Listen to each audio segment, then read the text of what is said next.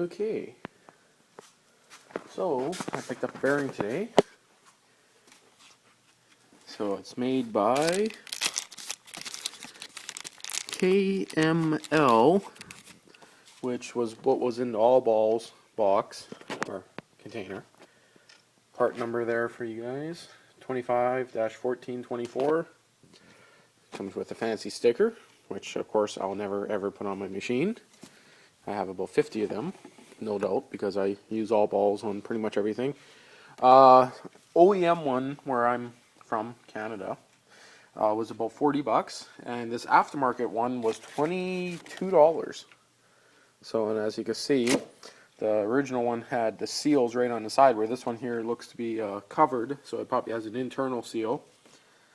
So, hopefully it lasts a bit longer. There's another part number right on this bearing. Didn't see anything else marked on it, but okay, I'll see how easy it is to get in. Hopefully it's not going to be too big of a bitch. Okay, fun. Okay, so what I did just real quickly here is get a little bit of dust there, but I just shoved the control arm back in place, just like that. Never put the nut on. Put the tie rod end on loose. Of course, there's going to be a lot of play right now because everything's loose, but I'm hoping that will hold it good enough that I can actually get the bearing in place. So I'll give that a try and see how it goes. Got the new bearing taped to the old one, ready to go in. A little bit of electrical tape on it. I of course sprayed some penetrating, well, oil I guess, on the inside of the hub. None on the bearing, but I am going to spray it down if it needs to. And let's hope it's going to go in straight and going to go in easy. Too bad I can't videotape it at the same time, but whatever. Okay, I just stuck this rod through here just so I can kind of hit more or less on the center. I'm not too worried about the center of this bearing hitting each other. I can see it's riding on the lip here nicely. Anyway, I already gave it about 4 hits and it already went in halfway. So I don't think I'll be able to show it, but it's actually going in very easy this way. Here, I'm not going to hammer any more than that on the camera, but you can see it goes in super easy. Now I got to remove the tape and do the rest freehand, which shouldn't be any kind of a bitch or anything, hopefully. Another 2 more hits without the tape and got it up to there. Now time to find a socket. I do have the actual proper bearing, like I guess different kinds of pipes and stuff with slide hammers and all kinds of other stuff that would do this, but it is buried very far behind that shit. So I'm going to have to do it with a socket, which is also buried in there, but shouldn't be as hard to find. Made in China, PA Special, Princess Auto. Looks to be the perfect size. Looks like it'll slip in and won't have an issue. The reason why I'm not using the old bearing is once it gets in, trying to get it back out sometimes is a pain in the butt. So especially when we have a bunch of big sockets, kind of makes it a little bit nice. Okay, let's see if I can get this with that. There we go. Worked like a charm. Nice snug fit in there. Comes out nice and easy. Took about 3 hits, and it's in. Now time to put back on the snap ring, which if you have the proper tool is extremely easy. If you don't have the proper tool, you're going to hate yourself. Okay, got my tool on it. Now let's see if I can do this without it going flying across the garage. 2 clicks. I have to go about 4 clicks. Let's see. 1 more click, but I'm going to have to change hands.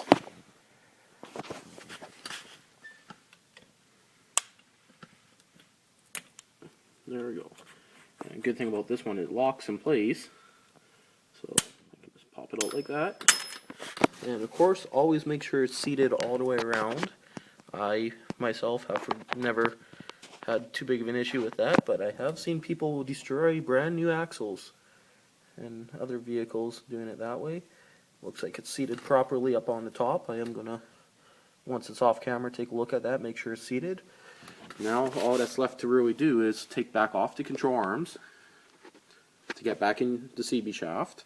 And in my case, I'm going to actually just re-grease them because they're not too bad yet. I was going to change them, But the dealership never had stock, and this was the main part here that I had to get done, because in about a month or so is hunting season. So hunting without a quad sucks. Ooh, that kind of hurt. And of course I just shoved my brake up there for now, and then stupid me went and pulled the lever, so I'll have to pry it apart, which is no big deal. So okay. Also, one more thing you're going to want to do is paint the entire shaft with Never Sees. You'll also want to do the inside of the bearing and the inside of this, if you can get some in there, mostly the shaft. And of course you want to do the whole entire outer ring where it goes into the bearing. So Never Sees it. That way you shouldn't have to worry about any rust or corrosion. And if you don't have Never Sees, technically any kind of waterproof grease would be fine. So, but Never Sees is what I always used on any kind of splined surfaces, because the minute rust starts happening in there, it will start corroding, and if you have steel onto aluminum or steel onto steel, it'll never come off. So, Dale, if you're watching this, remember your axle, but that's not your fault.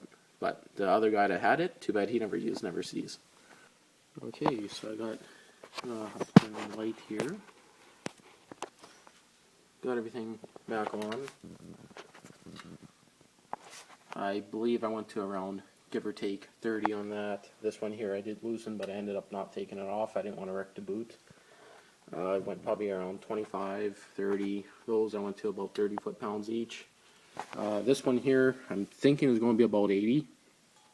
I am going to double check it before I crank it down, so I'm going to add that to the description, because I'm just going to put it together for now, and then I'll go over everything after. And yeah, that's pretty much the end of this by the looks of it. There we go, completely back together. Everything's the way it was before. The only thing is, I got to check the torque on this, put back in my cotter pin, which is very important to make sure you put every one of those back in, because yeah, you can do what I did once. I lost a tie rod end. That kind of sucked. So yeah, everything's good. Even the way it is right now, with that only being snug, there's no play in it, so that's a good sign. So yeah, there we go. Once I find the quick specs, I will try to post them in the description, so I'm sure of it, it's 80 on here, but it might be a lot less than that, so read the description. So, okay, and now she's all back together. So I got the A-arm guard back on, tire back on. Now time to do an oil change, check the coolant, check the rear bearings. This one's bad, the back one's, I'm probably going to guess one of them is going to be bad, but this is the one that was grinding for sure, because it actually locked up on me. So that's not a good thing. And once again, if you're doing this job, there is no need to take off the fender. So yeah, I would leave on the fender. Just do it the way I did it. It seems to be stupidly simple. You know, some people have pullen off the entire A-arm and did it in vise, or the entire hub assembly, I guess, but that seems to me like a huge waste of time, because it actually popped in and out super easy. So next I got to do an oil change. The belt was done about 800 miles ago, so I'm not going to bother doing the belt yet, but just general oil change and every other maintenance that needs to be done. Okay, yeah, that's pretty much where I'm going to leave this. It's already like midnight, so it's Wednesday night, so I'm just surprised the dealership actually had the parts in stock. That means most likely I'll be going riding frickin' on the weekend. That's if any of my buddies get their quad done, so okay.